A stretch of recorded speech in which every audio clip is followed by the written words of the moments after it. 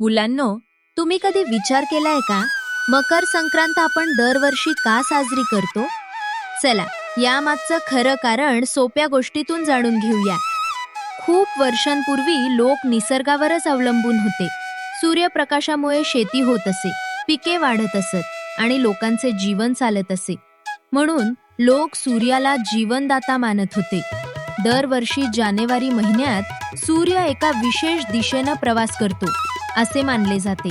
त्या दिवसाला मकर संक्रांत म्हणतात. हा दिवस म्हणजे थंडी कमी होण्याची आणि नवीन उबदार दिवस सुरू होण्याची खूण मानली जाते.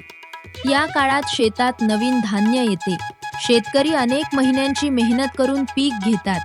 त्यामुळे ते आनंदानं हा सण साजरा करतात आणि देवाचे आभार मानतात. या दिवशी लोक सकाळी लवकर उठतात, स्वच्छ स्नान करतात आणि सूर्यदेवाला नमस्कार करतात. काही ठिकाणी दानधर्मही केला जातो. घरात आई आजी प्रेमानं तिळगुळाचे लाडू बनवतात. तीळ आणि गूळ थंडीमध्ये शरीराला ऊब देतात, म्हणून हे पदार्थ खास खाल्ले जातात.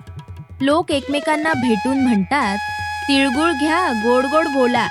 याचा अर्थ जुने राग विसरून गोड बोलूया आणि प्रेमानं राहूया.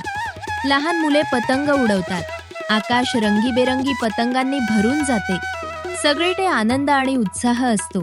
या सणातून आपण शिकतो, निसर्गाचे आभार मानावे, मेहनतीची कदर करावी, सर्वांशी गोड बोलावे, आनंद वाटावा.